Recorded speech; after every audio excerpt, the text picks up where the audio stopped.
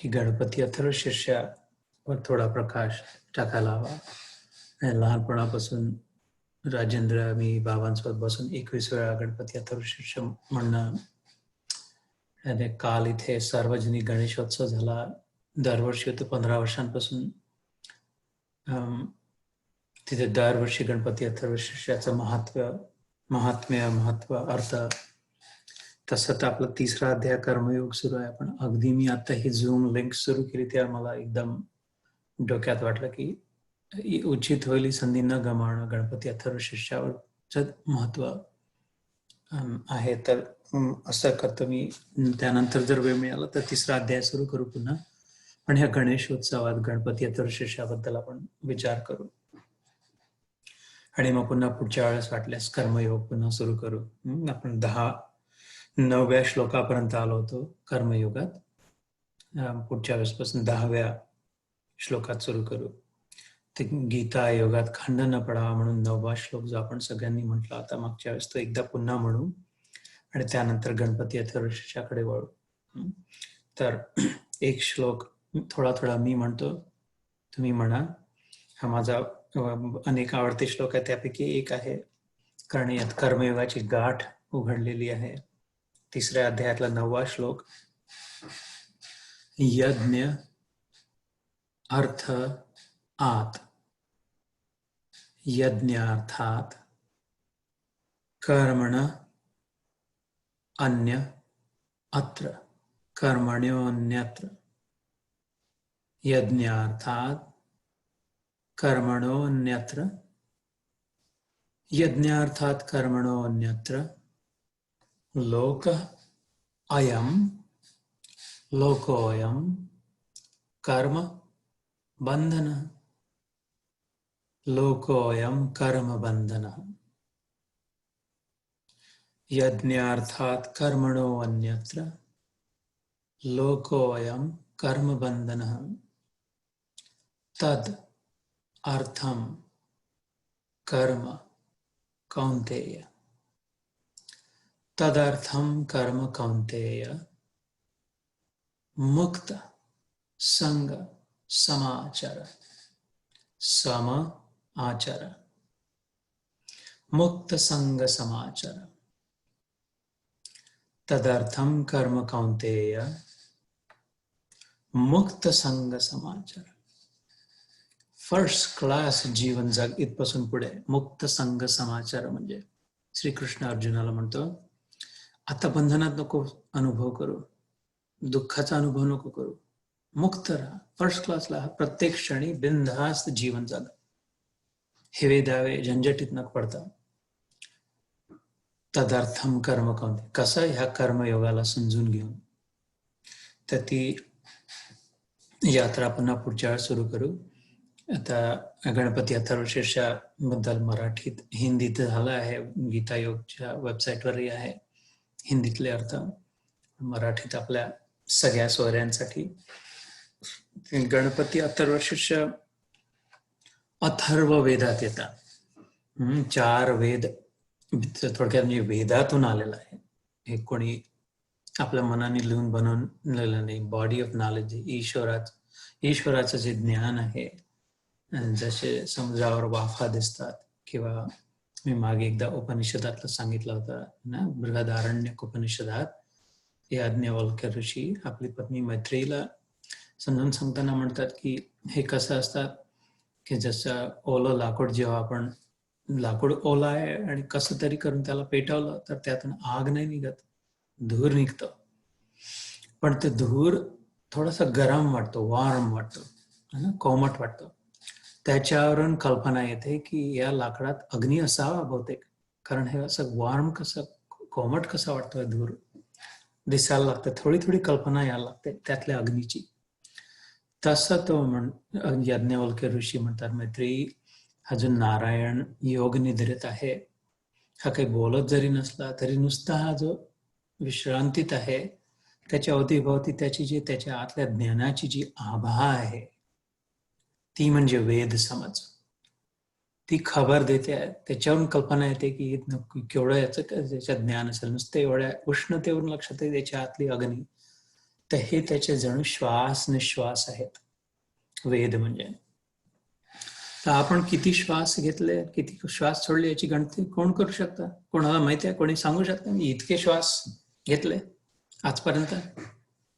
16,800 जे काही दिवसभरात साधारण विश्व केला तर कोणीच सांगू नाही शकत किती श्वास घेतले. मीच नाही सांगू शकत तर नारायणाचे किती श्वास झाले, श्वास निश्वास. वेद किती आहे, ज्ञान किती आहे, पर्याप्त याला काही अंत रहित आहे, अनंत आहे, त्याचं नावच आहे अनंत. हरि अनंत, हरि कथा अनंत. तर अनंत अनंत अनंत वेद, इनफायनाइट, अनएंडिंग. त्यातले 4 वेद जे आहेत, ऋग, साम, यज आणि अथर्व.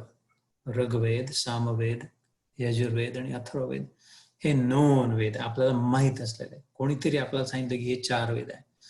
याची कल्पना अशी केली की हिमालयाच्या तटाशी जाऊन, हिमालय दर्शनासाठी जाऊन घरी येताना एक मोठभर माती उचलली, आगपेटीत ठेवली. घरी आल्या रोज पूजा करू हिमालयाची म्हणून. तशी ब्रह्मदेवानी मुठभर वेदांच्या राशी सुमेरू पर्वतून मुठभर उचलून दिली की घ्या, हे तुम्ही शिकत बसा.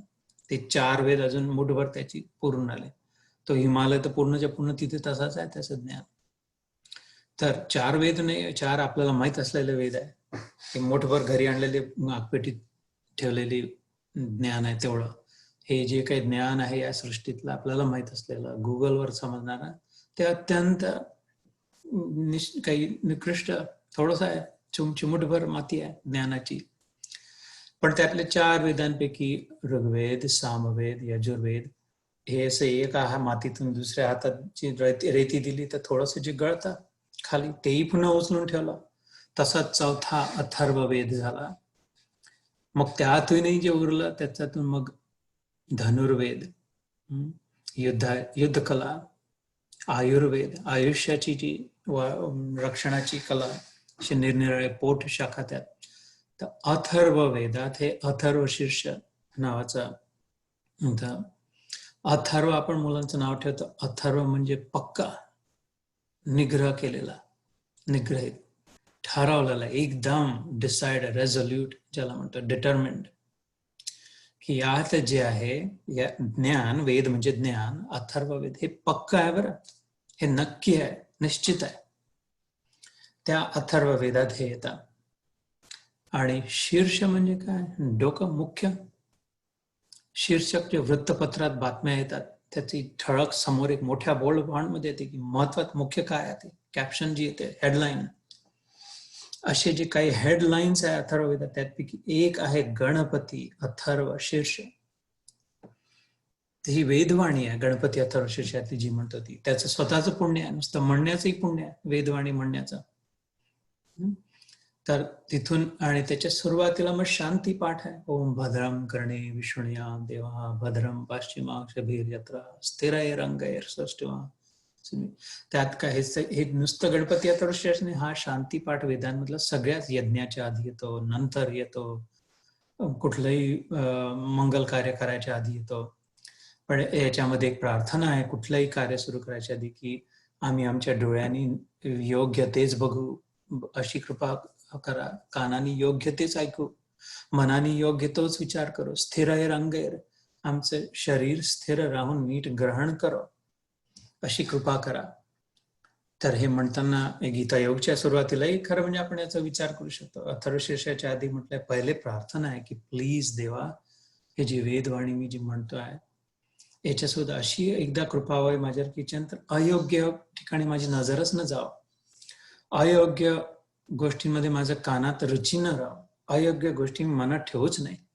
ज्यांनी ग्लानी येते, ज्यांनी विक्षेप येतो, चित्त विक्षिप्त होतं, ते बाहेरच्या बाहेरच ठेवून द्यावं, आत न बसावं. आत या शुद्ध पात्रात तुला मी आता घेतो.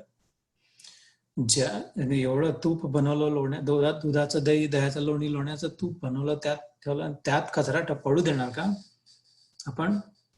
त्या भांड्यात किती रक्षा करून ठेवतो, जाळीच्या कपाटात, रेफ्रिजरेटर मध्ये सामान, की अरे नाही हे तर ज्या हृदयात श्री हरी अर्पण आहे, ऋषिकेश आहे, त्यात आता कचरापट्टी ठेवणार का? की निंदा, नालस्ती, ईर्ष्या, कोणाबद्दल काही द्वेषभाव, कोणाबद्दल राग, क्रोध, असं न हो ही कृपा करण्याचा शांती पाठ आहेस. तो इंद्र, तो अग्नी, कोणत्या तरी देवा माझ्यावर कृपा करा बाबा, सगळे मिळून इथे महागधा बनलोय मी, इथे मला माझ्यासाठी सगळे देव येऊन तुम्हाला करावं लागेल, तेव्हा होईल माझा. अशी त्यात प्रार्थना आहे शांती पाठात. आणि मग तिथून गणपती अथर्वशीर्षाचा प्रारंभ होतो त्या शांती पाठानंतर, स्वस्ती वाचनानंतर. स्व अस्ति, माझ्या स्वपदात मला स्थित करा. माझं जे सुंदर स्वरूप आहे, वास्तविक रूप, नाव रूपाचं नाही, माझं जे वास्तविक स्वरूप जे आहे, सच्चित आनंद स्वरूप जे आहे, माझा वास्तविक स्वभाव आनंदी होता. जन्माला आलो तेव्हा विशेष आवश्यकता नव्हती बाळाला, जास्त करून आनंदातच स्थित होता. ते माझं तिथे तरी शरीराचं होतं, पण माझा जो आनंद स्वरूप आहे, आतून आनंद, त्यात मला स्थित करा. स्वस्ती वाचन. स्व अस्ति, स्वपणा, माझं ओरिजिनल मूळ स्वभाव त्यात मला स्थित करा, अशी प्रार्थना करून गणपती अथर्वशीर्षाला प्रारंभ होतो. अववक्तारम अवश्रोतारम, जसं ते नमस्ते गणपते, त्या गणपतीला नमस्कार करून, अरे बाबा, अवश्रोताराम, अवधाताराम, अवधाताराम हे येतात, त्याचे दोन अर्थ होतात की संस्कृत व्याकरणाप्रमाणे की तूच वक्ता आहेस, तूच श्रोता आहेस, तूच देणार आहेस, तूच घेणार आहेस, किंवा इथे जो श्रोता बसलाय आणि जे वक्ता बसले त्या सगळ्यांचा तू, एवढंच. तर पुढे dot dot dot fill in the blank आहे, तू काय रक्षण कर. अव श्रोताराम, अव वक्ताराम, की हा जो श्रोता आहे, हा जो दाता आहे, हा जो धाता आहे, या सगळ्यांचं तू फिल इन द ब्लँक रक्षण कर. तर तिथून सुरुवात होते की त्वमेव प्रत्यक्षम तत्त्वमसि, त्वम एव, यू अलोन, तूच आहेस. प्रति अक्षम, प्रत्यक्ष म्हणजे काय, डोळ्यांनी बघू शकतो. अक्ष म्हणजे डोळे संस्कृतमध्ये. प्रत्यक्ष, डोळ्यासमोर स्पष्ट दिसतंय, स्पष्ट लक्षात येत आहे. प्रत्यक्ष आहे, डायरेक्ट आहे, इनडायरेक्ट नाही आहे. काय? तत्त्वमसि.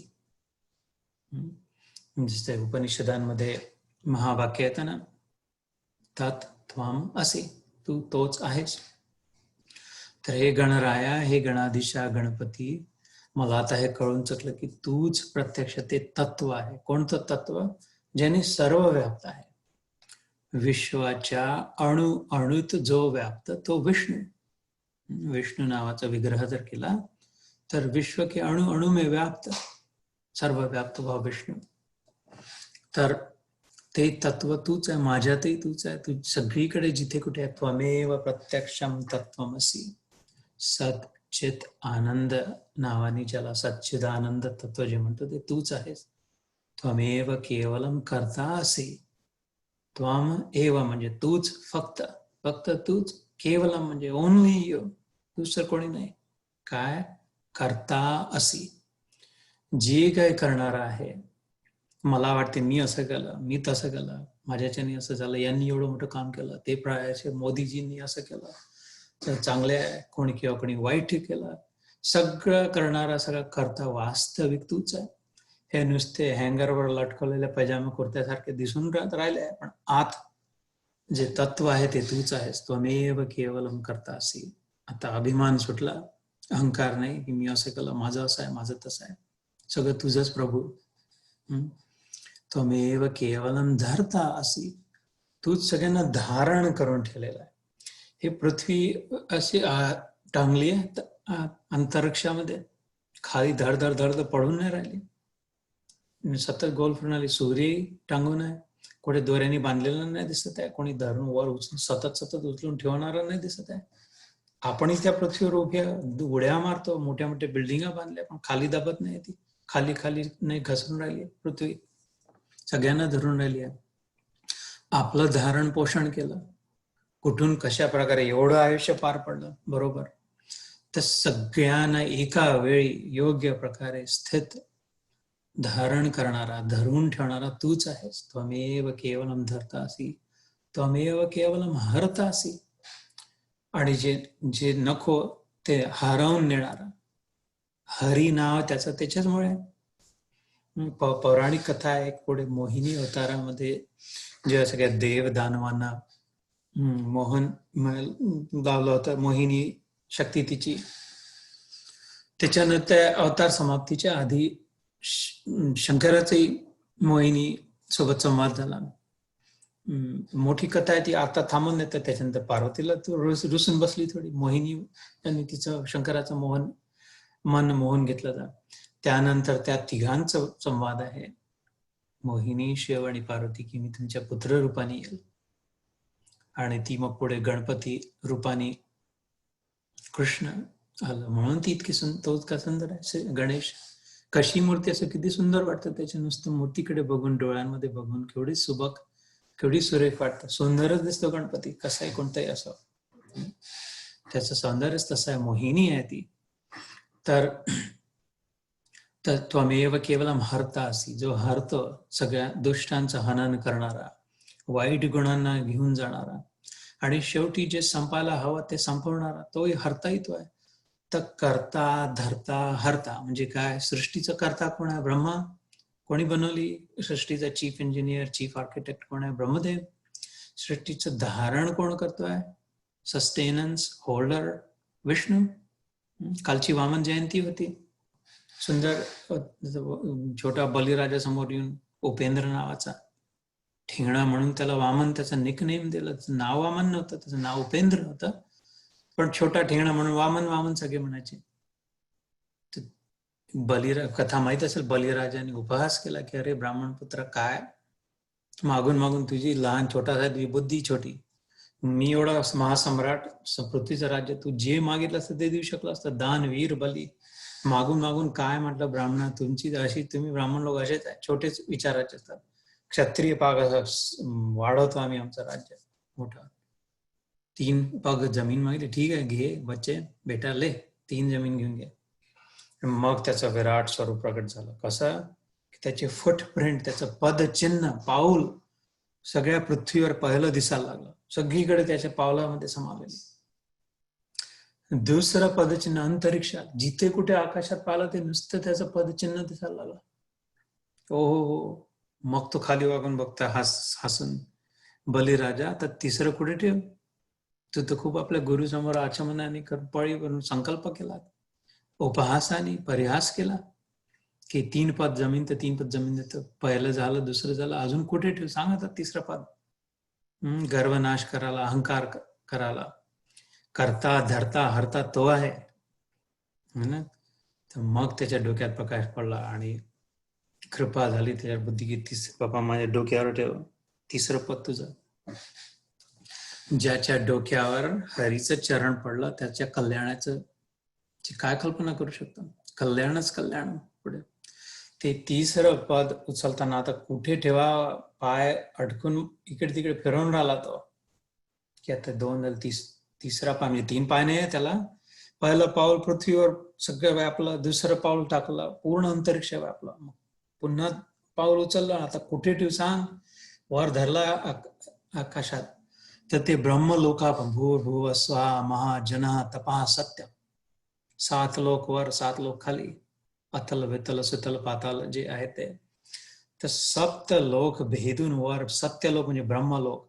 तर ब्रह्मादेव समाधीतून उठले, अरे कोण इथे, इथपर्यंत कोण पोचला? पाहतात, ओ हो माझ्या प्रभू श्रीहरीचे चरण इथे आले, की ते शोधून राहिले मी आता कुठे ठेव. सर्व दुसऱ्याच चरणाने 14ही भुवन व्यापले, तिसरं चरण कुठे ठेव? तर पटकन आपल्या कमंडलूतून त्यांनी त्यांचे चरण पखारले. श्रीहरीचे चरण अनायास आलेले ब्रह्मदेवानी आपल्या कमंडलूतून जल घेऊन, सत्य जल घेऊन पाय धुतले. ते जे खाली पडली ते शिवजी पाहतात की अरे हो हे इतकं पवित्र जल झालंय. तर आधी ब्रह्माचं तर होतं सत्य जल, पण इथं आता श्रीहरीचे पाय धुवून आलेलं जल, ते हे सांडू नये. एक थेंब याचा वाया न जा, याची किंमत शिवालाच कळू शकते. ज्ञान स्वरूप, बोध स्वरूप शिव त्यांनी पटकन आपल्या शिरावर धारण केलं सगळ्याच्या सगळं पूर्ण त्याची. आणि मग थोडीशी एक धार, जान्हवी नाव आहे त्याचं, जिथून निघतंय. जन्नू ऋषीच्या पुढती वेगळी कथा आहे. थोडीशी धार निघाली ती गंगा म्हणून आपण पूजतो, गंगोत्रीतून. तर ते जल आहे त्या स्वरूपातलं वामन अवतारातले चरण धुतलेलं ब्रह्मानी शिवानी आपल्या शरीरावर धारण केलेला, जल पृथ्वीवर कृपा करून थोडं सोडलेला, जान्हवी, अलखनंदा, मंदाकिनी, निरनिर हुबळी, निरनिराळ्या नावांनी जाणारी गंगा, तर तो त्वमेव केवलम करतासी, धरतासी, हरतासी, म्हणजे ब्रह्मदेव बनवणारा, विष्णू धारण करणारा आणि शिव हरणारा, हे तिन्हीचे स्वरूप परमात्मा जो आहे तो तूच आहे गणराया, हे अथर्वशीर्षात म्हटलं. हे अथर्वशीर्षात छोटस 10 मिनिटात जरी म्हणून असलं तरी एक प्रकारचा वेदच आहे, स्वतःमध्ये परिपूर्ण आहे, याच्यामध्ये सगळं आलं. त्वम एव सर्व खलु इदम ब्रह्मासी, त्वमेव सर्व खलु इदम ब्रह्मासी.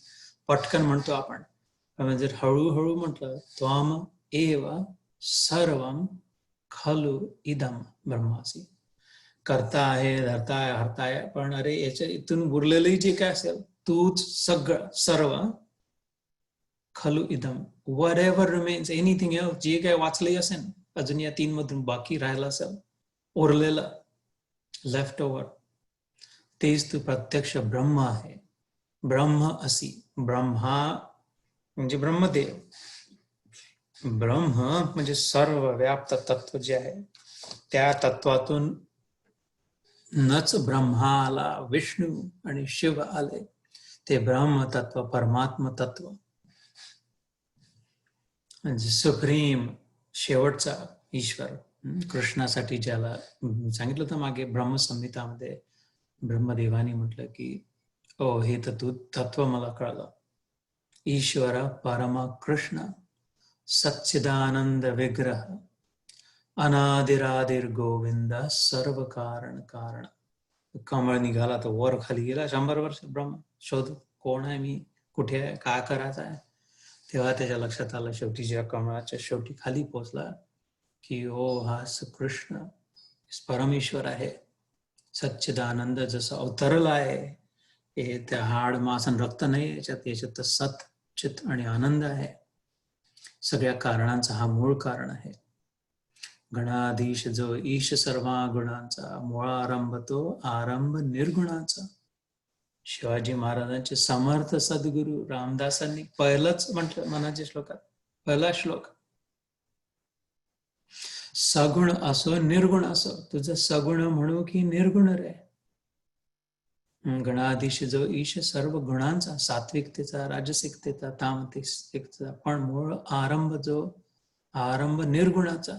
हा विवाद नाही आहे, हा तर्क, हा भांडण नाही आहे की नाही नाही नाही देव सगुणच आहे, नाही देव निर्गुणच आहे, नाही साकारच आहे, नाही निराकारच आहे.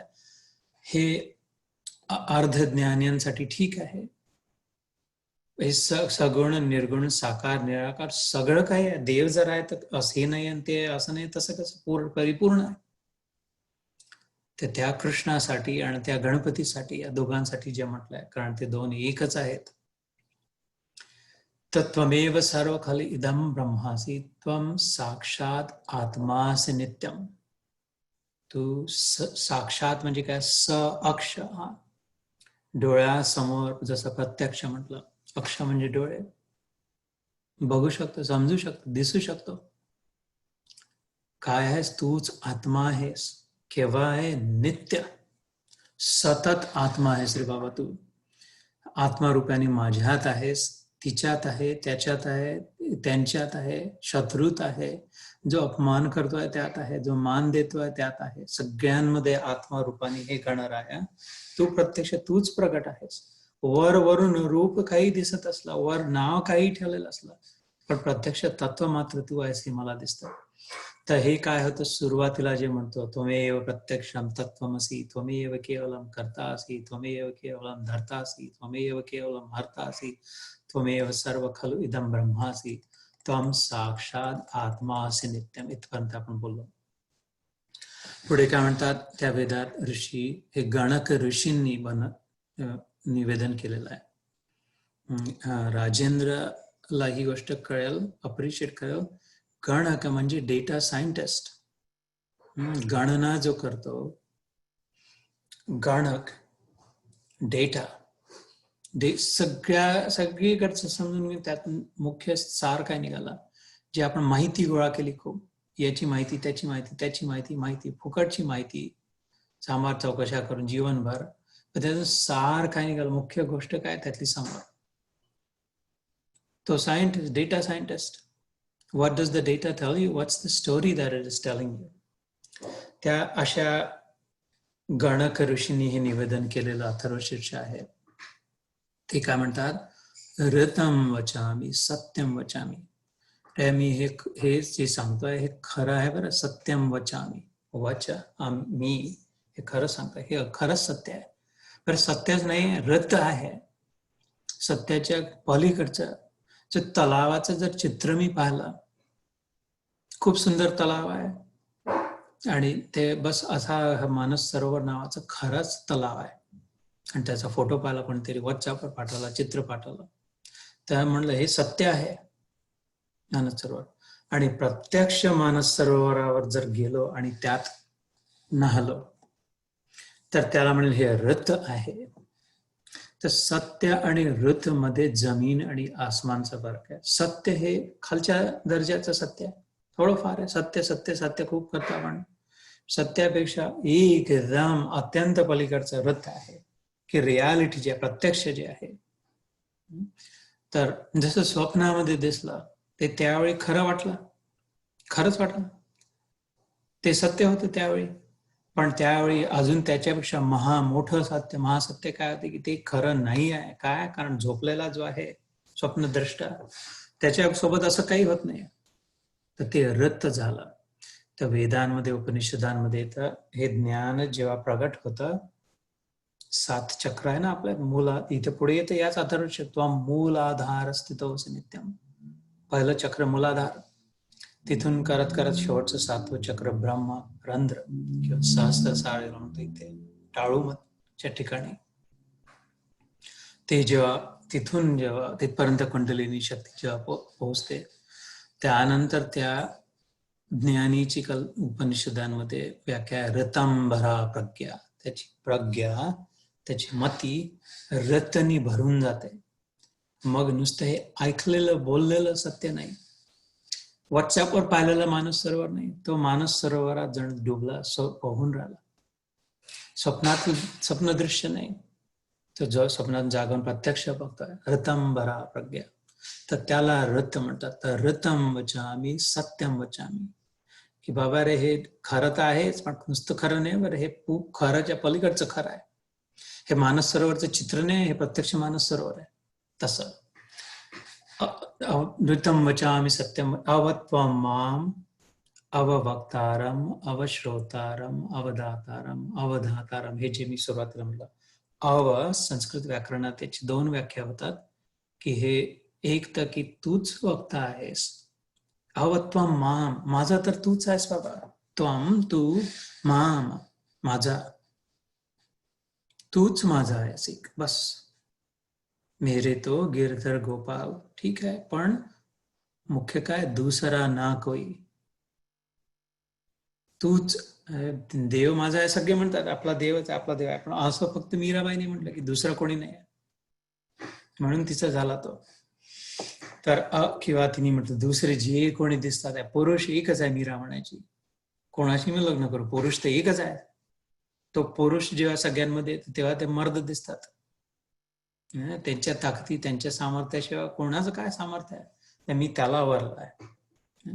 तर अवत्वम माम म्हणजे तूच माझा एक आहे, श्री गणराय गणेशा. आणि दुसरं व्याकरणाप्रमाणे अवत्वम माम, तू माझी, तू माझा, डॉट डॉट डॉट, या व्याकरणात फिल इन द ब्लँक. तर ऋषी म्हणतात एक इंटरप्रिटेशन, रक्षा कर, हे गणराया तू माझी रक्षा कर. तसंच पुढे मग अववक्तारम, तो जो बोलणारा आहे तोही तूच आहेस, जो ऐकणारा आहे तोही तूच आहे, जो श्रोता आहे, वक्ता आहे. किंवा व्याकरण दुसरं काय, की वक्त्याची रक्षा कर, ऐकणाऱ्याची रक्षा कर, सगळ्यांची रक्षा कर प्रभू. अवदातारम अवधातारम, देणारा आणि घेणारा. आपण खूप दानशूर बनतो, मदत करतो, भिकाराला भीक टाकतो, ब्राह्मणाला भिक्षा देतो, ग्रहण दे दान, छोटे ग्रहण करून अजून काही भांडण देऊन, कपडा देऊन, नको असलेलं देतो. पण त्यात ही भावना असावी दरिद्री नारायणाची, विनोबा भावेंनी प्रकाशित केलेली ना, की दाताही तूच आहे, धाताही तूच आहे. कीड़ी में तू नानो लागे, हाथी में तू मोठो क्यों. थल थल में एक विराजे, जीव जंत में तू ही तू. ऐसो खेल रचो मेरे दाता, जहां देखू वहां तू को तू. मुंगीत छोटा आहे, हत्ती तेवढा मोठा आहे, पण तो तूच आहे. इथे छोटा झाला, तिथे मोठा झाला. चोर मध्ये आणि पहरेदार मध्ये कबीर म्हणतात तूच आहे. कशी गंमत करतो रे तू, विनोदी स्वभाव तुझा, की तूच काहीतरी चोरून, तुझंच स्वतःच तूच चोरून पळतो आहे आणि तुझ्याच मागे तूच पकडायला म्हणून धावतो आहे आणि तू पकडला जातो आहे, तू सुटतो आहे. कशी काय लीला आहे तुझी, वा वा प्रभू. सगळ्यांमध्ये तूच तू. तर तसंच अवदाताराम अवधाताराम, देणारा आणि घेणारा ही तूच. पण अव जिथे येतं की देणाऱ्याची रक्षा कर, घेणाऱ्याची रक्षा कर, हेही त्याचा दुसरा भाव आहे. अवनुचानम अवशिष्यम, सगळ्यांची तू रक्षा कर. गुरु तू, शिष्य तू. अवपश्चातात, अवपुरस्तरात, अवउत्तरातात, अवदक्षिणातात, जे दिशा आहे. पश्चात म्हणजे मागे, माझ्या मागे. पुर म्हणजे पुढे, माझ्या मागे तूच, माझ्या पुढे तूच. माझ्या उत्तर म्हणजे वर, ओद तर सांगितलं याची व्याख्या मागे. वर की माझ्या वर तू, अधर म्हणजे खाली, खाली तू. असं माझ्या मागे तू, माझ्या पुढे तू, माझ्या वर तू, माझ्या खाली तू. सर्व तो माम पाही पाही असं म्हणतात. जिथे कुठे मी पाहतो, सर्व तो माम, सगळीकडे तूच उभारलेला आहे. पाही माम म्हणजे माझी रक्षा कर. पाही माम, पाही माम, पाही माम, त्राही माम. ज्या त्राण झालाय, खूप त्रास होत आहे, पाही माम म्हणजे माझी रक्षा कर प्रभू, समंतात. तर अगेन याचे दोन अर्थ होतात की मागे तू, समोर तू, पण माझी मागून रक्षा कर. माझी जसं राम रक्षेत येतात है ना, बोधकौशिक ऋषींनी जशी राम रक्षा रचली, तशी गणक ऋषींनी, हे गणपती अथर्वशीर्ष सिमिलर आहे, दोन्हीमध्ये तसेच भाव आहे की माझी ही रक्षा कर, माझी तशी रक्षा कर, समोरून मागून. तर त्वम पुढे, त्वम वाङ्मय, त्वम चिन्मय, की वाङ्मय, वाक्मय, वाणी, जे काही बोलल्या जाते, हे जे बोलून राहिलं वर्णन, हे तुझंच वर्णन होत आहे गणराया, गणपती. वाङ्मय, वाङ्मयीन मूर्ती. तू प्रत्यक्ष चिन्मय आहे. चिन्मय म्हणजे चिन्मय, चैतन्य जे आहे, जीवन जे आहे सृष्टीमध्ये. जिथे कुठे जीवन आहे, जिथे कुठे जे काही जिवंत दिसत आहे, त्याच्या आतलं जे जीवन आहे. फुलामध्ये सुगंध येतं, ते जिवंत असेच तो. गुलाब मेल्यावर त्याचा सुगंध जायला लागतो. तर ते जे त्यात जे चैतन्य प्रफुल्लित झालेलं आहे, इतकी सुंदर टवटवीत पाकळी, इतका मोगऱ्याचा सुवास, हे जे जीवन आहे. पक्ष्यांचे, कोकिळेचं जे सुंदर गायन, कसं गरुड मोठा उंच 1 मैल वरून ओढत चाललाय, हे जे बोलण्याचं चैतन्य, ऐकण्याचं, समजण्याचं, समर्थवांची शक्तीचं जे चैतन्य आहे, पुरुषांचं पुरुषत्व जे आहे, स्त्रीमध्ये जे मातृत्व आहे, करुणाभाव आहे, वात्सल्य आहे, प्रेम आहे, ओलावा आहे, हे सगळं हे चैतन्यमय आहे. त्वम वाङ्मय, त्वम चिन्मय, तूच गणराय आहे तो. त्वम सच्चित सत चित आनंद अद्वितीयोसी, अद्वैत आहेस, तूच आहे, दोन नाही आहे, अनेक नाही आहे. अन्य मध्ये दिसणाऱ्या मध्ये जो अनन्य आहे तो तूच आहेस. तुझं वास्तविक स्वरूप सत आहे, म्हणजे सतत असणारा. सत म्हणजे कधी न नष्ट होणारा, कधी न कमी होणारा. तू अच्युत आहेस म्हणजे कधी पडत नाही, आणि तू चैतन्य आहे, आणि तू आनंद स्वरूप आहे. जो काही मला आनंद होतो, कोणी माझी प्रशंसा करते तेव्हा जो आनंद होतो, आनंद पहिलेच आहे, नुसती त्या प्रशंसेने, कौतुकाने आठवण होते आतली माझ्या आनंद स्वरूपाची. जे काही खाऊन पिऊन बघून स्पर्श करून जो कुठला आनंद होतो, तो बाहेरून आनंद नावाची वस्तू नाही टाकल्या गेली माझ्या कानात. आनंद नावाचा एक गोळा नाही ठेवला, आनंद नावाचा डोळ्याच्या भोपळ्यातून घुसला नाही कोणी आनंद. जे काही डोळ्यातून आत गेलं, कानातून आत गेलं, जिभेतून आत गेलं, त्याने आठवण मात्र झाली माझ्या स्वतःच्या आनंद स्वरूपाची. तर ते सत्तूच आहे, तो स्वतः स्वतः स्व तो त्वम सच्चित आनंद कसा अद्वितीय असे, दोन नाही, अद्वितीय असे. म्हणजे थोडक्यात म्हणजे त्वम प्रत्यक्षम ब्रह्मासी. अगेन ब्रह्म असी, नॉट ब्रह्मा म्हणजे ब्रह्मदेव नाही. ब्रह्मदेव एक छोटासा, एक एवढा मोठ्या गालीचा टाकला, त्यातला एक दोरा बाजूला पडलेला असला, तसा ब्रह्मदेव एक त्या ब्रह्म तत्वाचा एक दोरा बाजूला, तो काहीतरी त्याचं सुरू आहे काम. सतत सतत सतत सत्ययुग बनवतो, मग ते काढतो, मग त्याच्या जागी त्रेतायुग बनवतं, ते बाजूला त्याच्या जागी द्वापरयुग बनवतं, ते काढतं, त्याच्या जागी कलियुग बनवतं, मग ते बाजूला काढतं, मग ते चतुर्युगी करून प्रलय आणतं, मग थोडा वेळ ब्रेक घेतल्यानंतर पुन्हा चालू होतं सत्ययुग, त्रेतायुग, द्वापरयुग, कलियुग. ते त्याच्या बाजूला काहीतरी सुरू आहे ब्रह्मदेवाचा. हे ब्रह्म तत्वाबद्दल, त्याच्या पलीकडचा. तर त्वम प्रति अक्षम, प्रत्यक्ष, अगेन प्रत्यक्षम ब्रह्माचे, ते तूच आहे. तर मग अजून बाकी काय राहिला? सगळ्यातून गणपती, तुझ्याशिवाय अजून दुसरं काय? त्वम ज्ञानमय विज्ञानमयो असी. तू ज्ञानमय तर आहेस, विज्ञानमय पण आहेस. भगवद्गीतेच्या 7व्या अध्यायात जाऊ, ज्ञान विज्ञान योग नावाचा 7वा अध्याय आहे. इकडे अमेरिकेत होऊन गेलाय, आपला अजून व्हायचा आहे, 3रा अध्याय सुरू आहे. हे गणपती अथर्वशीचं इतकं प्रिय असण्याचं मला एक कारण असं आहे की मी म्हटलं जसं यात बऱ्याचशा गोष्टी रामरक्षेमध्ये सोबत कामं येतात, पण यात जे वर्णन आहे ते इतकं मिळतं जुळतं आहे भगवद्गीतेसोबत. इथे 15 वर्षापासून जे सार्वजनिक गणेशोत्सव होतं, ते गेले 14 वर्ष मी गणपती अथर्व, त्या सार्वजनिक गणेशोत्सव, गणपती अथर्वशीर्ष आणि भगवद्गीता याची साम्यता दाखवण दरवर्षी. तेच की बघ या अध्यायात हे म्हटलं आहे, बघ इथे हे असं म्हटलंय, बघ त्या अध्यायात ते तसं म्हटलं. हे दोघांचे एखादंच वर्णन करतात आहे. आणि मग पौराणिक कथा की कृष्ण मोहिनी अवतारानंतर कसं शिव पार्वतींमध्ये थोडा रुसवा फुगवा झालेला, पुन्हा एखाद्या दुसऱ्या स्त्रीच्या मागे कसा गेला, माझ्यापेक्षा ती सुंदर वाटते तुला, वा मोहिनीच्या मागे लागून गेला तू, माझं काय. अर्धांगिनी तर ती त्याची बहीण श्रीहरीची, नारायणी, तर तिला म्हटलं मी तुमच्या दोघांच्या पोटी जो येईल. अजून चांगली कथा आहे. पण ह्या पौराणानी असो, वेदानी असो, उपनिषदानी असो, गीतेत आणि अथर्वशीर्षात जे तारतम्य आहे, साम्यवाद आहे, आणि गणपती आणि कृष्णात जे ऐक्य आहे, किंवा रामात आणि गणपतीत, कारण राम आणि कृष्ण एक आहे, कारण हे तिन्ही जे आहे एक तत्वाचे निरनिराळे स्वरूप आहे. सकाळच्या वेळी उठलो तेव्हा पाजामा शर्ट घालून असं केस अस्ताव्यस्त होते, त्यानंतर आता ऑफिसमध्ये जायसाठी व्यवस्थित इस्त्री केलेला शर्ट पॅन्ट घातला तर वेगळा दिसून ना, तेल लावून भांग अजून वेगळा दिसत आहे. सकाळी झिंज्या होत्या तसे नाही दिसत आहे.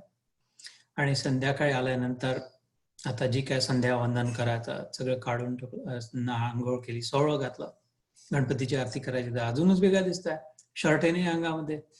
आणि ते सकाळी काहीतरी वेगळंच काम करत होता, ऑफिसमध्ये दुसरंच काहीतरी करतोय, आणि संध्याकाळी असं ओवाळण्याचं काहीतरी करून आला. पण तो व्यक्ती तोच आहे, वेश वेगळा ना. आणि इकडे साहेब म्हणत होते, इकडे बाबा म्हणून आला कोणीतरी, इकडे अहो म्हणताय त्याला, त्याच व्यक्तीला कोणीतरी. तर नाव वेगळं, रूप वेगळं, कार्य वेगळं, मग व्यक्ती तोच. तर राम असो, कृष्ण असो, गणेश असो, नाव वेगळं, रूप वेगळं, कार्य वेगळे, व्यक्ती तोच.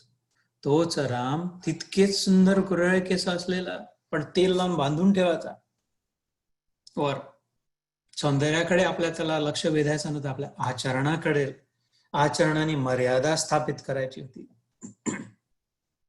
की उत्तम पुरुष कुठपर्यंत जाऊ शकतो, त्यागमूर्ती किती धैर्य धारण करू शकतो, किती गांभीर्य त्यात राहू शकतं, किती विनम्रता, किती सौजन्य, किती सौम्यत्व, पण किती धुरंधर, पराक्रमी, किती क्षमाशील.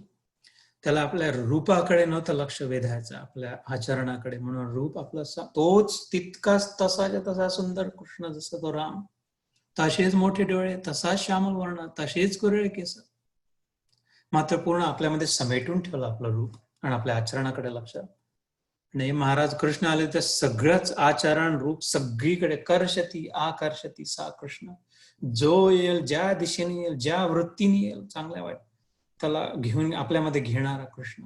कोणी रूपावर आकर्षित होऊन गोपी आले, कोणी त्याच्या आचरणावरून, कोणी त्याच्या ज्ञानावर, भगवद्गीतेवरून आकर्षण, तर हे तत्व एकच असल्यामुळे ते रूप जरी वेगळे असले तरी यांच्यामध्ये साम्यवाद आहे.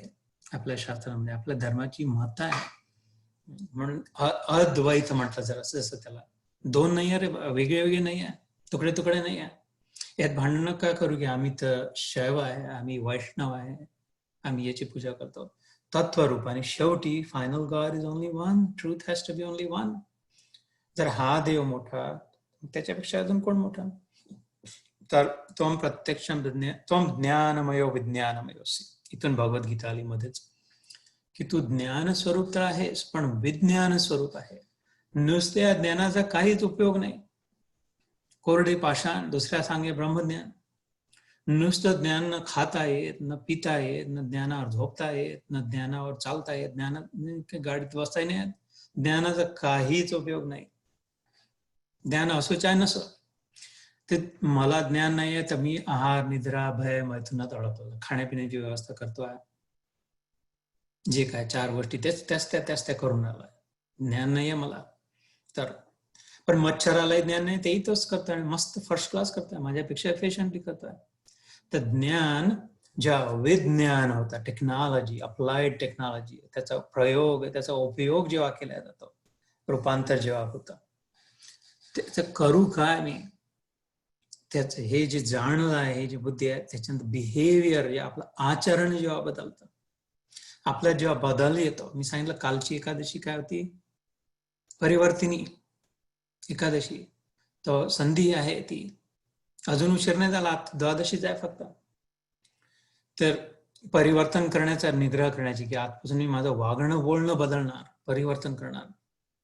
ज्ञान एवढं भरून ठोसून भरलं, पण त्याचा उपयोग काय? उपयोग हा की माझं वागणं पहा आता वेगळं वागतो मी, माझं बोलणं वेगळं बोलतो, माझी रुची वेगळी आहे, माझी रतीच्या जागी उपरती झाली.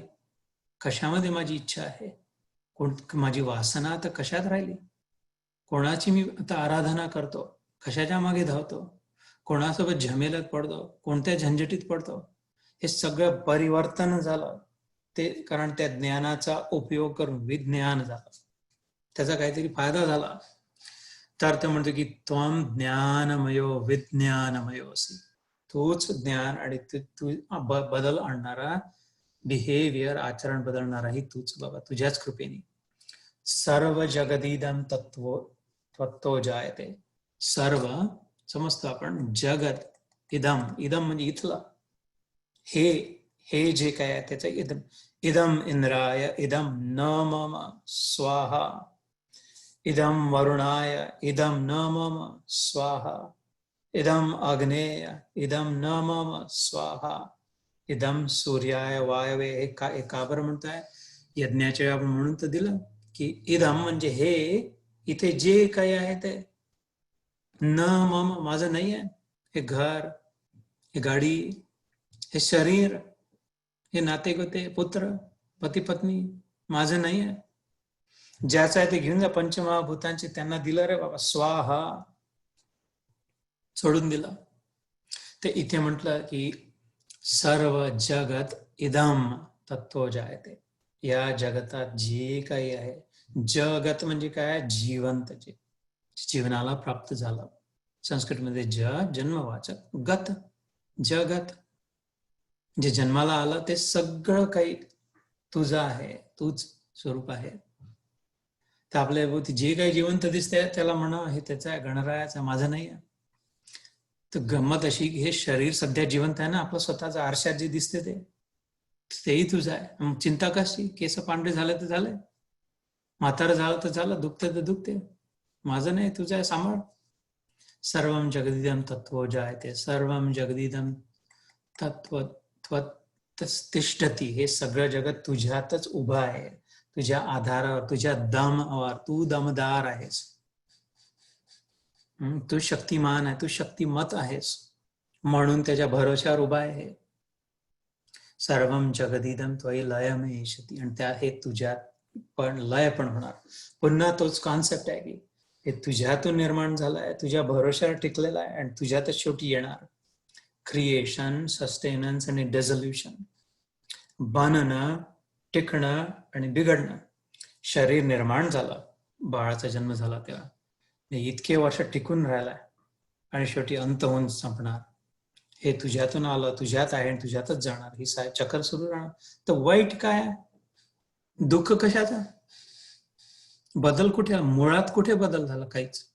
वरचा बदलला. बुडबुडा पाण्यात आला, त्या पाणीच होता. हवा फुकली, त्याच्यात भरल्या गेली, तर त्यांनी त्या पाण्याने तो आकार घेतला. तर आता बुडबुडा दिसतोय, बुदबुद होता आणि टाचणी लागली, अजून दुसरं काही किडा आला तर पटकन फुटला पुन्हा. तर कोणतं गोष्ट कुठे काय गेली, कमी काय झालं, बदल काय झाला? जे पाणी जसंच्या तसं तो शिंतोडा पुन्हा त्याच पाण्यात पडला. ज्या पाण्यात आधी होता, बुडबुडा व्हायच्या आधी, तिथून त्यांनी गोल घेतला, तो पूर्ण शिंतोडा त्यातच पडला. त्यात जी हवा ट्रॅप झाली होती, हवा जी पकडल्या गेली होती त्या बुडबुड्यात, ती फुटून पुन्हा हवेत मिळाली. जलतत्व जलतत्वात मिळालं, वायुतत्व वायुतत्वात मिळालं. तसंच या शरीर रूपी बुडबुड्यात चैतन्य रूपी आत्मतत्व फसला, जिवंत झाला. ते ही जेव्हा जाईल त्या पंचतत्वात, यातला सॉलिड जे आहे ते पृथ्वी तत्वात मिळून जाईल, यात लिक्विड जे आहे ते जलतत्वात मिळून जाईल, यात उष्णता जी आहे ती अग्नितत्वात मिळून जाईल, यात आतमध्ये जी जागा आहे ते आकाश तत्वात मिळून जाईल, आणि यात जी हवा भरलेली आहे ती वायू तत्वात मिळून जाईल. जे चैतन्य आहे ते महत आकाशात मिळून जाईल. घट आकाश मठ आकाशात. या घरात मागच्याच म्हटलं होतं, सोनू तूही बोलला होता त्याच्याबद्दल, की या घरामध्ये जी आकाश आहे, जागा आहे, तीच या घराच्या बाहेरही आहे. आणि या घराच्या आत माठ भरून, त्याला रिकामा माठ आहे समजा, त्यात जी जागा आहे ती आहे. तर त्या माठातली जागा, घरातली जागा आणि घराच्या बाहेरची जागा एकच आहे. भिंत जर तोडली तर जागा नाही तुटली, जशी तशी. माठ जर फुटला तर काही नाही झालं. तसं माझ्यातलं चैतन्य परमात्म्याच्या चैतन्याशी जोडलेलं आहे. हे वरून नुसतं दिसते आकृतीने, ती त्याच्यासोबत. हा विचार करून आपलं तादात्म्य करणं ईश्वरासोबत, की मी आणतून वेगळे तुकडे तुटलेलं नाहीये, मी तुझ्यापासून वेगळी नाहीये, हे ध्यान करणं, याच्यामध्ये बुद्धी जाणं, याच्यामध्ये विचार जाणं, असा बिहेवियर असणं, असं आचरण असणं. या माठाचं नाही तर त्याही माठाचं नाही, त्याही माठाचं नाही. कुंभाराकडच्या सगळ्या माठामध्ये तेच जागा आहे. तर मग हिच्यातही, तिच्यातही, त्याच्यातही, त्यांच्यामध्ये, सगळ्यांमध्ये, अन्यांमध्ये तोच अनन्य आहे. तर ते सर्वम जगदीदम त्वयि लयमेशती, हे तुझ्यातच झालं. सर्वम जगदीदम त्वयि प्रत्ययती, जे प्रत्ययाला नुसते त्या थोड्या वेळासाठी बुडबुडा जो दिसतोय, थोड्या वेळासाठी जे शरीर वाटते आहे, प्रत्यय आपण म्हणतो प्रचिती आली, प्रत्यय, ते सगळं मला आता लक्षात आलं. गणराया, या जगात जे काही दिसते नुसतं आभास मात्र होतोय, ते वास्तविक तूच आहेस.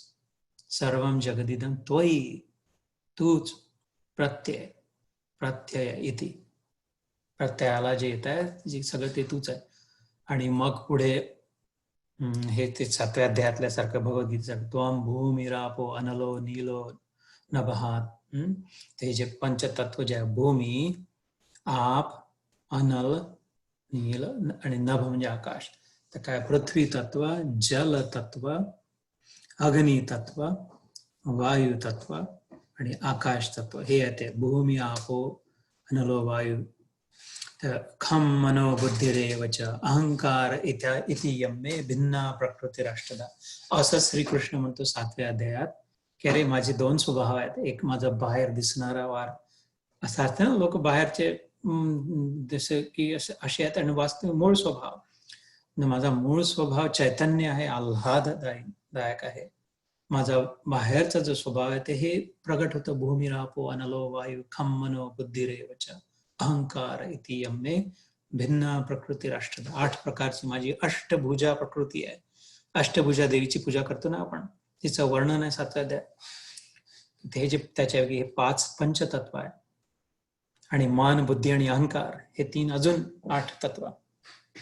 तर इथे म्हटलंय की गणराया तूच भूमी, आप, भूमी म्हणजे पृथ्वी, आप म्हणजे पाणी, जल, आपो नारायण म्हणतो, जलात स्थित असलेलं, अनल म्हणजे अग्नी, आणि नील वायू, अनिल, आणि नभ म्हणजे मग आकाश, स्पेस. तर त्वम तूच आहेस. त्वम चत्वारी वाक्पदानी, तूच 4 प्रकारची वाणी, शब्द ब्रह्म आहे, जे काही उच्चारलं जातं, जे काही ज्ञान स्वरूप आहे ते कुठल्याही प्रकारचं असं तूच आहे.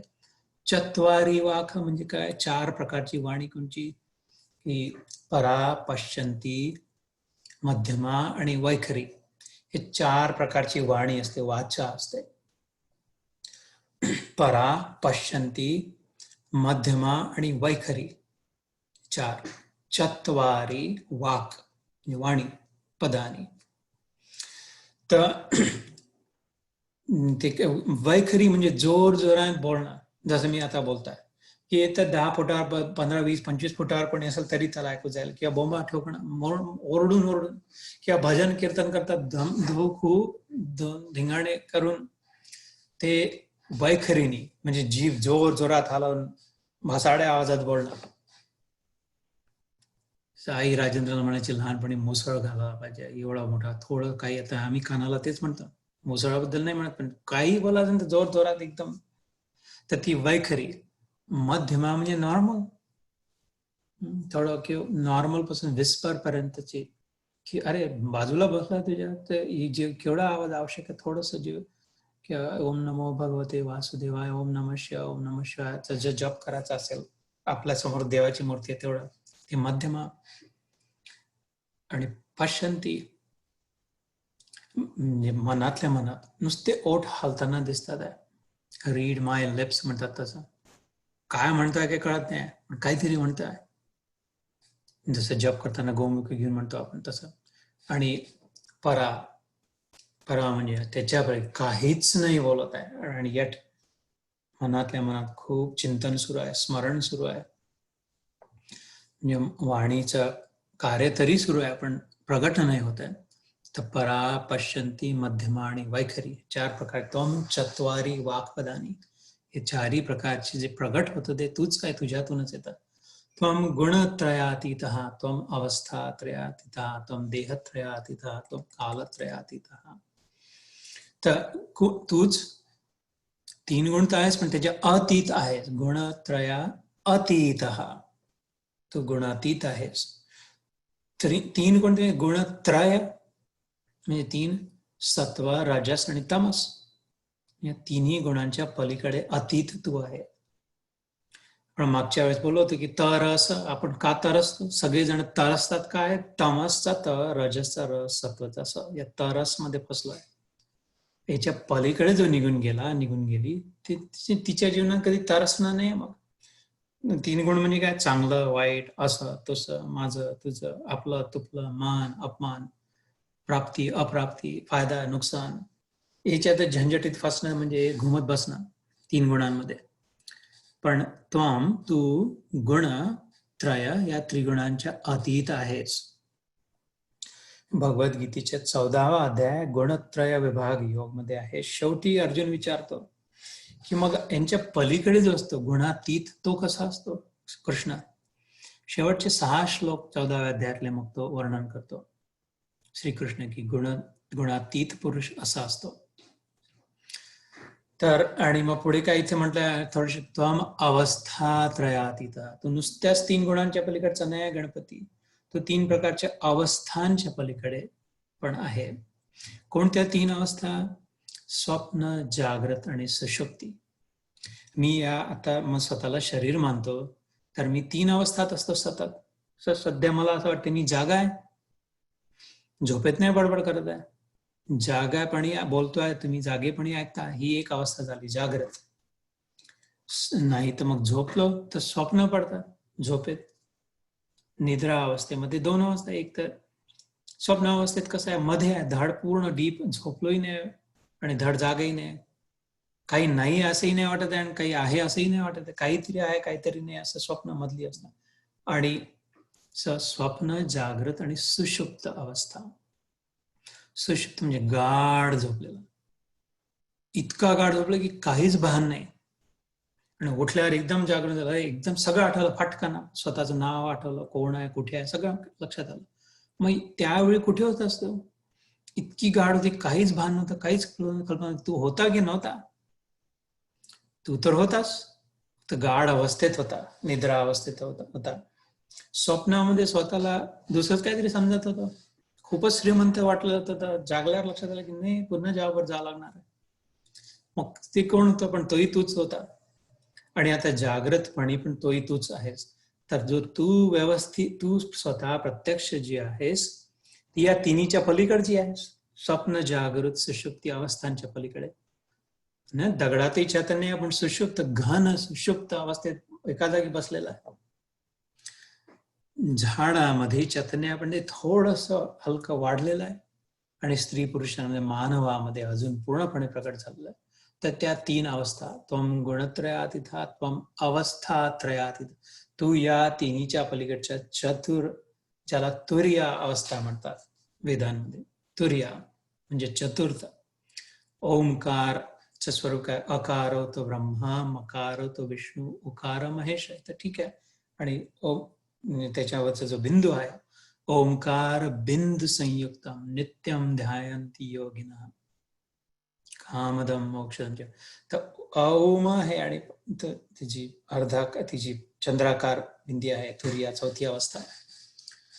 त्वम देहत्रयातीत, तो तीन देहांचे पलीकडचा आहे. कोणते तीन देह? आता जे आपण घातले तीन देह घेऊन चाललो आपण. पंचकोश येतात उपनिषदांमध्ये, 5 पडदे आपल्यावर आहेत म्हटलंय उपनिषदांमध्ये. अन्नमय कोश, प्राणमय कोश, मनोमय कोश, विज्ञानमय कोश आणि आनंदमय कोश, असे 5 पडदे हटवून जेव्हा जातो तेव्हा वास्तविक तू कोण आहेस हे तुला ती दिसेल. जेव्हा हे 5 पडदे हटवून, या पडदा, हा पडदा, या पडदे, ह्याच्या पलीकडे तू बसली आहेस, उपनिषदांमध्ये म्हटलं. त्याला म्हटलं तत्त्वमसी, ती तू आहेस वास्तविक. हे अन्नमय शरीर नाही, प्राणमय नाही, पण इथे 3 देह कोणते म्हटले? स्थूल, सूक्ष्म आणि कारण देह. हे जे दिसते हे स्थूल शरीर, जे हात धरल्या जाते, हाताला धरून उठवतो, बसवतो, अंघोळ घालतो, खातो, खिलवतो, पिलवतो, ते स्थूल शरीर आहे. जे अनुभवाला असं स्पर्श होणार जड. त्याच्या आत आपण म्हणतो की माझ्या मनाला, माझ्या बुद्धीला नाही पटत, माझ्या मनाला चांगलं नाही वाटत आहे, पण ते मन रूपी अवयव नाही आहे. तर ते आत मी जे आहे ते हे स्थूल शरीराबद्दल नाही म्हणत आहे.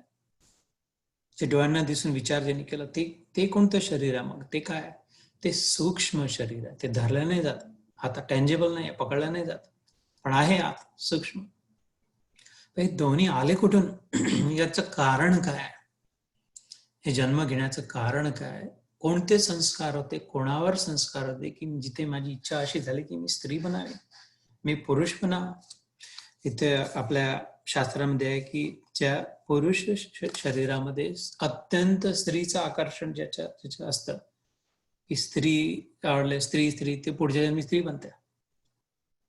आणि स्त्री रूपामध्ये पुरुषाप्रती अत्यंत आकर्षण असतं, पुरुष देहाप्रती किंवा कुठल्या पुरुषाप्रती, देह बुद्धीने पुढच्या जन्मी पुरुष होते, की हे आवडते, हे पाहिजे, असं पाहिजे, असं मला छान वाटतं, ते घे, बन, तुला पूर्ण तुला देत, तूच ते घे. तर ज्याच्या प्रती यम यम याति स्मरण भावम स्मरण मुक्त्वा कलेवरम.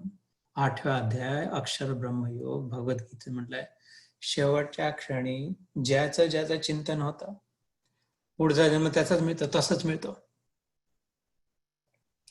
तर म्हणून आपलं चिंतनावर निगराणी ठेवावी. या गणाधीशाची, गणरायाचं चिंतन करावं, जो या तिन्ही देहांच्या अतीत आहे, स्थूल, सूक्ष्म आणि कारण शरीराच्याही अतीत आहे. आणि त्वम कालत्रयातीत, 3 प्रकारच्या काळांच्याही पलीकडचा तू महाकाळ आहेस. कसा? कोणते काळ? ते भूतकाळ, वर्तमान काळ आणि भविष्य काळ.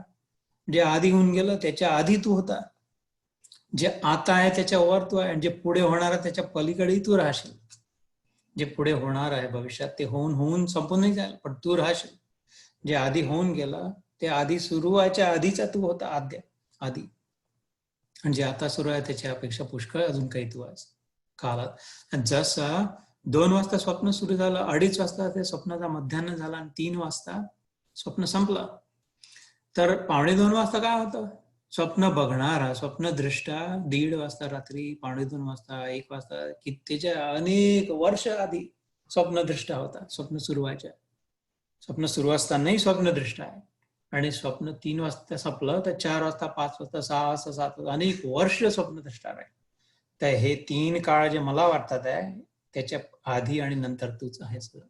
त्वं कालत्रयातीतः त्वं मूल आधार स्थितोऽसि नित्यम. तू मुळात तूच आधार आहेस. सगळ्यांचा आधार तुलाच आहे. तुझाच सगळ्यांना आधार आहे. मुळात तू आहे. तू सगळ्याचं मूळ आहे. स्थित असी नित्यम. मूलाधार चक्रही आहे 7 चक्रांपैकी. त्वं मूलाधार स्थितो असि नित्यम. त्वं शक्तित्रयात्मकः. तू 3 प्रकारच्या शक्ती पण आहेस. त्या अनेक लोकांनी अनेक प्रकारच्या 3 शक्तींचे वर्णन केले आहे की आपली मेंटल एनर्जी, मानसिक शक्ती, शारीरिक शक्ती आणि आध्यात्मिक शक्ती. आणि याचं शरीराने जरी कमजोर असली कोणी स्त्री, पण मानसिक बळ जर पक्का असलं, आपण म्हणतो की मनोबल खूप आहे, तर असं कसं होऊ शकते? ते एवढी दुर्बल होती पण एवढाला काम कसं करून घेतलं? शरीराने उचललं नव्हतं जर 1 किलोचं काही, पण एवढाला कसं केलं? कारण मानसिक शक्ती होती, विल पॉवर होती. आणि कोणामध्ये शारीरिक शक्ती खूप असते. मानसिक शक्ती नसली ते शारीरिक शक्ती असून नाही करू शकत. किंवा शारीरिक शक्ती आहे तर खूप उचलू शकतं, खूप पलवान, शारीरिक आणि मानसिक असलं तर दोन्ही. आणि आध्यात्मिक शक्ती ज्याच्यात आहे, शारीरिक आणि मानसिक शक्तीपेक्षाही सत्याचा स्पर्श झालेला, एकापेक्षा एक वर चढ आहे. शारीरिक शक्तीच्या वरची मानसिक शक्ती श्रेष्ठ, ज्याच्यात मानसिक शक्ती आहे तो ओव्हरकम करू शकेल. मानसिक शक्तीपेक्षा आध्यात्मिक शक्ती श्रेष्ठ. पण ह्या तिन्ही त्वं शक्तित्रयात्मकः, या तिन्ही शक्तींचा आत्मक तू आहे. या तिन्ही शक्तींचा मूळाधार तू आहे. या तिन्ही शक्तींमध्ये तत्व तुझं आहे, तू आहेस. त्वाम योगिनो ध्यायन्ति नित्यम. अशा प्रकारे योगी लोक सतत तुझं ध्यान करतात गणराया, ह्या निरनिराळ्या प्रकारे. आणि मग म्हटलं, आणि म्हणून त्वं ब्रह्मा, त्वं विष्णू, त्वं रुद्र, त्वं इंद्र, त्वं अग्नि, त्वं वायू, त्वं सूर्य, त्वं चंद्रमा, त्वं ब्रह्म भूर्भुवः स्वरोम. हे सगळे ब्रह्मा विष्णू सगळ्या तत्वरूपाने तूच आहेस. एवढंच काय, ब्रह्मलोक, भूलोक, भवलोक, भूलोक सगळ्या लोकांमध्ये तूच आहे. तर इथपर्यंत आज थांबवू. आता गणपती अथर्वशीर्ष एखाद आपली वेळ होत आली आहे, तो जो श्लोक केला तोच तेवढाच पर्याप्त झाला. थोड्या वेळ ध्यान करू. अथर्वशीर्ष इथे संपत नाही, अजून पुढे माता गणपतीच्या रूपाचं, गणपतीच्या मंत्राचं, या फलश्रुतीचं वर्णन आहे केलं होतं. पण जे तत्व होतं त्याचं वर्णन केलं आणि त्याचं भगवद्गीतेसोबतच तारतम्य आहे त्याचं. कारण की हे सुंदर दिवस सुरू आहे, गणेशोत्सवाचे प्राधान्य आहे गणपतीचं म्हणून. तर आज इथे थांबवतो. सगळेजण पुन्हा डोळे बंद करून शांत बसून शरीर स्थिर ठेवून ध्यान करू. आणि त्यानंतर मग आपली भगवत चर्चा ला प्रारंभ करू. जय गणेश, जय गणपती, जय गणराया.